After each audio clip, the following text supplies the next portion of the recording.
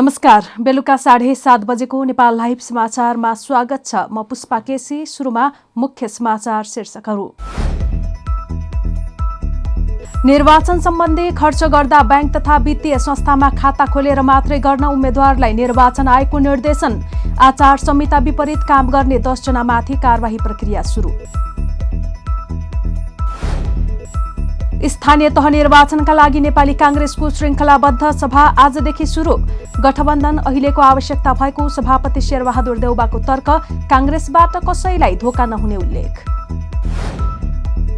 धर्मेन्द्र बास्तोला र हेमन्त प्रकाश ओली समूहद्वारा विप्लवलाई नेकपाको महासचिवबाट बर्खास्त। बास्तोला बने संयोजक। पार्टीको प्रवक्ताबाट खड्गबहादुर विश्वकर्मा प्रकाण्डलाई पनि हटाइयो। युक्रेनको द्वन्द्व समाधानका लागि अविलम्ब वार्ता र कूटनीतिक प्रयास सँगसँगै गर्नुपर्नेमा भारतीय प्रधानमन्त्री नरेन्द्र मोदीको जोड। युक्रेनमा भारतले शान्ति चाहेको उल्लेख। र भ्रमणकारी टोली जिम्बाब्वेसँगको अन्तिम टी20 अभ्यास खेलमा नेपाल 8 विकेटले विजयी। अब नेपालले शुक्रबारदेखि जिम्बाब्वेसँग 3 एकदिवसीय अभ्यास खेल्ने।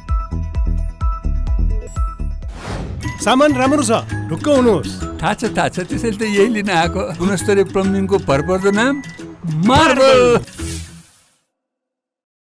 अब समाचार विस्तारमा। निर्वाचन आयोगले उम्मेद्वारले निर्वाचन सम्बन्धी खर्च गर्दा बैंक र वित्तीय संस्थामा खाता खोलेर मात्रै गर्नुपर्ने भनेको छ। एक विज्ञप्ति मार्फत आयोगले निर्वाचन आयोग ऐन 2073 ले निर्वाचन खर्च सम्बन्धी गरेको व्यवस्था अनुसार खर्च गर्न भनेको हो। आयोगले जारी गरेको निर्वाचन आचार संहिता 2078 मा उम्मेद्वारले निर्वाचन सम्बन्धी खर्च गर्दा बैंक वा वित्तीय संस्थामा खाता खोली गर्नुपर्ने व्यवस्था छ। उम्मेद्वारले निर्वाचन सम्बन्धी खर्च गर्दा निजको तर्फबाट खर्च गर्ने जिम्मेवार पदाधिकारी तोक्नुपर्ने। यसरी तोकिएका पदाधिकारीको नाम, नामेसी सहितको विवरण उम्मेद्वारले निर्वाचन अधिकृतको कार्यालय र निर्वाचन कार्यालयमा जानकारी गराउनुपर्ने पनि भनेको छ। यसैबीच निर्वाचनका लागि जारी आचार संहिता विपरीत काम गर्ने 10 जनामाथि मकवानपुरमा कारबाही प्रक्रिया अगाडि बढाइएको छ। हेटौडाको मुख्य निर्वाचन अधिकृतको कार्यालयमा निर्वाचन आचार संहिता उल्लङ्घन गरेको लिखित उजुरी परेपछि कारबाही सुरु गरिएको जनाइएको छ। निर्वाचन आचार संहिता विपरीत निर्वाचन प्रचार प्रसार गर्नेमा निजामती कर्मचारी, शिक्षक, सांसद र मन्त्री समेत रहेको बताइएको छ। आचार संहिता विपरीत जानेलाई लिखित रूपमा स्पष्टीकरण माग गरिएको मुख्य निर्वाचन अधिकृतको कार्यालय मकवानपुरका सहायक निर्वाचन अधिकृत एवं सूचना अधिकारी सागर शर्माले जानकारी दिएका छन्। काभ्रेको रोशी गाउँपालिका 11 मा भारतीय तीर्थयात्रु सवार मिनी बस र टाटा सुमो जीप ठोक्किँदा 5 जनाको मृत्यु भएको छ। दुर्घटनामा 18 जना घाइते भएका छन्। मृत्यु हुनेमा टाटा सुमोमा रहेका 6 वर्षीय बालक र उनकी आमासहित 5 जना रहेको काभ्रेका प्रहरी प्रवक्ता डीएसपी हरिखती वडाले जानकारी दिए। मृतकहरूमा सिन्धुली कमलामाई नगरपालिका 7 बस्ने 30 वर्षका विक्रम श्रेष्ठ, सोही नगरपालिका 4 का 45 वर्षका हरिबहादुर वल, सुनकोशी गाउँपालिका 1 सिन्धुली बस्ने 44 वर्षीय प्रमिला नेपाली, रामेछाप खड्गदेवी गाउँपालिका बस्ने अन्दाजी 30 वर्षकी सम्झना भुसाल र उनका 6 वर्षीय छोरा सङ्गीत भुसाल रहेको प्रहरीले जनाएको छ। घाइतेहरूलाई उपचारका लागि धुलीखेल अस्पताल लगिएको प्रहरीले जनाएको छ। भारतीय बस जनकपुरतर्फ छुटेको थियो भने टाटा सुमो सिन्धुलीबाट आइरहेको थियो। दुर्घटनाका विषयमा प्रहरीले अनुसन्धान गरिरहेको जनाएको छ। वैशाख 30 गते हुने स्थानीय तह निर्वाचनका लागि नेपाली कांग्रेसले देशका विभिन्न स्थानमा गर्ने सभा आजदेखि सुरु भएको छ। आज बुधबार मोरङको विराटनगरबाट सभाको आरम्भ भएको छ। विराटनगरको सभालाई प्रधानमन्त्री तथा कांग्रेस सभापति शेरबहादुर देउबा, कांग्रेस महामन्त्री विश्वप्रकाश शर्मा, नेता रामचन्द्र पौडेल लगायतले सम्बोधन गरेका छन्। विभिन्न 10 ठाउँमा हुने सभामा देउबा र पौडेलले सम्बोधन गर्नेछन्। साथै स्थान अनुसार पार्टी पदाधिकारी लगायतका नेताहरूले सम्बोधन गर्ने कार्यक्रम रहेको कांग्रेसले विज्ञप्ति मार्फत जनाएको छ। सार्वजनिक सूची अनुसार विराटनगर, भरतपुर, काठमाडौँ, बुटौल, दमौली, जनकपुर, पोखरा, तुलसीपुर, धनगढी, डडेलधुरामा सभा हुनेछ। यस्तै विराटनगरमा आयोजित सभालाई सम्बोधन गर्दै कांग्रेसका सभापति एवं प्रधानमन्त्री देउबाले गठबन्धन अहिलेको राष्ट्रिय आवश्यकता भएको बताएका छन्। उनले गठबन्धनले कांग्रेसलाई कुनै घाटा नभएको भन्दै कांग्रेसबाट पनि कसैलाई धोका नहुने बताए। गठबन्धन अहिलेको राष्ट्रिय आवश्यकता हो। गठबन्धनमा कुनै किसिमको शङ्का उपशङ्का पैदा गर्ने काम हामीले गर्नु हुँदैन। हाम्रो कर्तव्य पनि होइन। कांग्रेस पार्टीले कसैलाई धोका दिँदैन है। बरु कांग्रेस पार्टीले धोका खाएको पनि धोका दिँदैन। त्यस कारण कांग्रेस पार्टीको टाउकोमा धन्यवाद भन्ने प्रेम राखोस् र त्यही एउटा कुरा हो।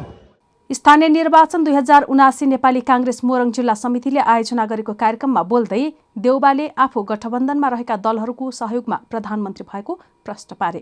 उसमा के अरे प्रदेश मान्यले मैले दिन सकेन। म यस्तो सानो सोच्थेँ। अहिले अब म तपाईँ बाबुले सिमलमा विश्वास छ। त्यस कारण चाहिँ उहाँलाई तपाईँले काम गर्न सक्ने मान्छे हो। त्यस कारण चाहिँ म विश्वास काम गर्न सक्छन्।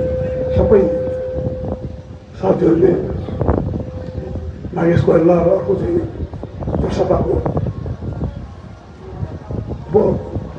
उपमेयर होइन अमरेन्द्रलाई छाता चाहिँ भोट हाल्नु होला। किनभने आखिर चाहिँ यो प्रदेशका को पनि प्रभाव छ, बाहुल्य छ। त्यस कारण चाहिँ उहाँहरूलाई पनि हामीले अब साथै ल्याउनु उचित छ। पहाडी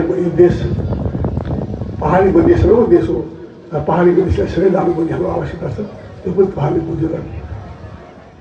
यस्तै प्रधानमन्त्री देउबाले आफ्नो पार्टीको सरकार बने 65 वर्षमाथिकालाई वृद्ध भत्ता दिने बताएका छन्। उनले अन्तर्राष्ट्रिय मापदण्ड अनुसार उक्त व्यवस्था लागू गरिने बताएका हुन्। प्रहरी महानिरीक्षक बढुवाका विषयमा परेको मुद्दा हेर्दाहेर्दैमा राखिएको छ। बुधबार सर्वोच्च अदालतमा भएको बहस नसकिएपछि मुद्दा हेर्दाहेर्दैमा राखिएको हो। अन्तरिम आदेश नदिन माग गर्दै सरकारको तर्फबाट महान्यायाधिवक्ता खम्बबहादुर खातीसहित आज 4 जनाले बहस गरेका छन्। महान्यायाधिवक्ता खातीसँगै अधिवक्ता टीकाराम भट्टराई, सुशील पन्त र भीमार्जुन आचार्यले सरकारको तर्फबाट बहस गरेका हुन्। उनीहरूले विदामा बसेको व्यक्तिलाई अन्तरिम आदेश दिन नहुने जिकिर गरेका छन्। एसपी हुँदासम्म हाल आइजिपीमा बढुवा भएका धीरज प्रताप सिंह नै अगाडि रहेको र पछि उनलाई पन्छाएर विश्वराज पोखरेल अघि बढेको उनीहरूले तर्क गरेका छन्। महान्यायाधिवक्ता खातीले चुनावको मुखमा अन्तरिम आदेश दिएर प्रहरीलाई नेतृत्वविहीन बनाउन नहुने जिकिर समेत गरेका छन्। आफू सिनियर हुँदा समेत छुटाएर जुनियरलाई आइजी बनाएको भन्दै एआइजिपी पोखरेलले दायर गरेको रिटमाथि सुषमा लता माथिमाको इजलासमा सुनुवाई भइरहेको छ। उक्त रिटमा सुनुवाई सुरु हुनु अघि नै बढुवा भएका आइजिपी धीरज प्रताप सिंह पक्षले हस्तक्षेप बहस गर्ने निर्णय गरेको थियो। सरकारी वकिल र प्रहरी प्रमुखले केही निजी कानून व्यवसायी समेत राखेर सर्वोच्च हस्तक्षेप बहसमा पुगेको थियो।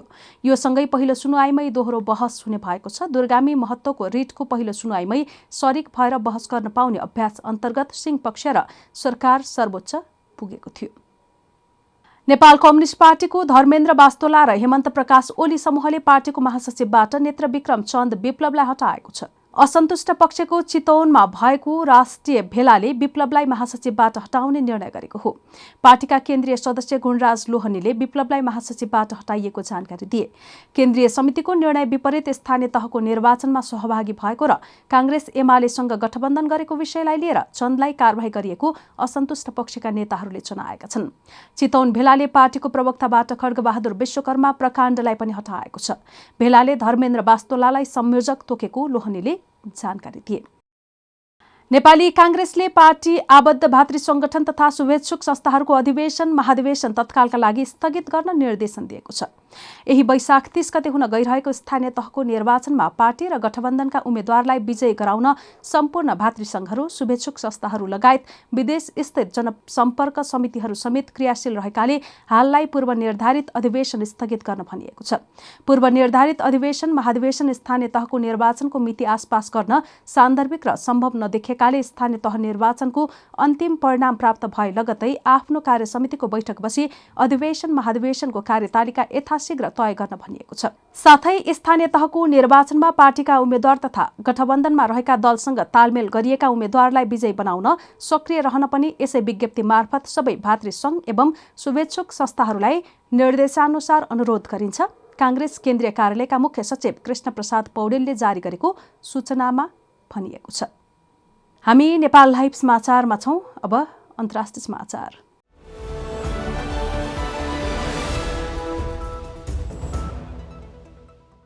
भारतीय प्रधानमन्त्री नरेन्द्र मोदीले युक्रेनको हालको द्वन्द्व समाधानका लागि वार्ता र कूटनीतिक प्रयास सँगसँगै गर्नुपर्ने बताएका छन्।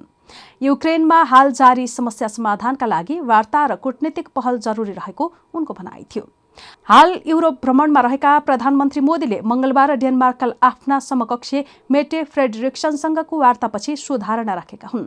डेनमार्कका आफ्ना समकक्षीको वार्तापछि मंगलबार आयोजना गरिएको संयुक्त पत्रकार सम्मेलनमा मोदीले भने युक्रेनको संकट समाधान गर्न वार्ताका साथै कूटनीतिक प्रयासलाई गति दिनुपर्छ। यही माध्यमबाट नै समस्या समाधान हुनेछ। भारतले युक्रेनमा शान्ति चाहेको भन्दै हाल जारी आक्रमणलाई रोकेर अविलम्ब कूटनीतिक वार्ता थाल्नुपर्ने भारतको धारणा रहेको पनि मोदीले बताएका छन्। नेपाल लाइभ समाचारमा अब खेल समाचार।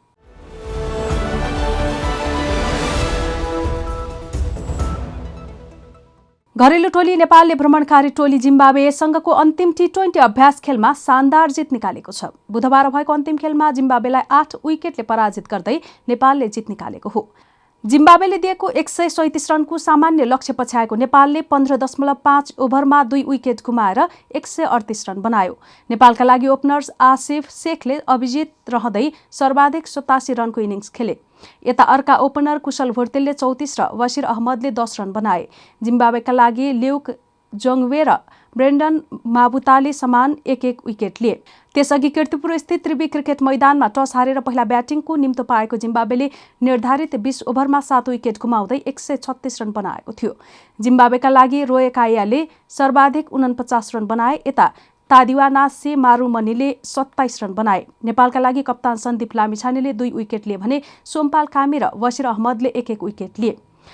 3 टी20 अभ्यास खेल अन्तर्गत पहिलो खेलमा नेपाल 6 विकेटले पराजित भएको थियो। यस्तै सोमबारको दोस्रो खेल वर्षाको कारण स्थगित भएको थियो। अब नेपालले भ्रमणकारी टोली जिम्बाब्वेसँग 3 एकदिवसीय अभ्यास खेल्नेछ। नेपाल र जिम्बाब्वे बीचको पहिलो एकदिवसीय अभ्यास खेल शुक्रबार हुनेछ। सामान राम्रो छ, ढुक्क हुनुहोस्। थाहा छ त्यसैले त यही लिन आएको। गुणस्तरीय प्लम्बिङको भरपर्दो नाम मार्बल। नेपाल लाइभ समाचार सकिएको छ। समाचारको अन्त्यमा मुख्य समाचारका शीर्षकहरू फेरि एकपटक। निर्वाचन सम्बन्धी खर्च गर्दा बैंक तथा वित्तीय संस्थामा खाता खोलेर मात्रै गर्न उम्मेद्वारलाई निर्वाचन आयोगको निर्देशन। आचार संहिता विपरीत काम गर्ने 10 जनामाथि कारबाही प्रक्रिया सुरु। स्थानीय तह निर्वाचनका लागि नेपाली कांग्रेसको श्रृङ्खलाबद्ध सभा आजदेखि सुरु। गठबन्धन अहिलेको आवश्यकता भएको सभापति शेरबहादुर देउबाको तर्क। कांग्रेसबाट कसैलाई धोका नहुने उल्लेख। धर्मेन्द्र बास्तोला र हेमन्त प्रकाश ओली समूहद्वारा विप्लवलाई नेकपाको महासचिवबाट बर्खास्त। बास्तोला बने संयोजक। पार्टीको प्रवक्ताबाट खड्गबहादुर विश्वकर्मा प्रकाण्डलाई पनि हटाइयो। युक्रेनको द्वन्द्व समाधानका लागि अविलम्ब वार्ता र कूटनीतिक प्रयास सँगसँगै गर्नुपर्नेमा भारतीय प्रधानमन्त्री नरेन्द्र मोदीको जोड। युक्रेनमा भारतले शान्ति चाहेको उल्लेख। र भ्रमणकारी टोली जिम्बाब्वेसँगको अन्तिम टी20 अभ्यास खेलमा नेपाल 8 विकेटले विजयी।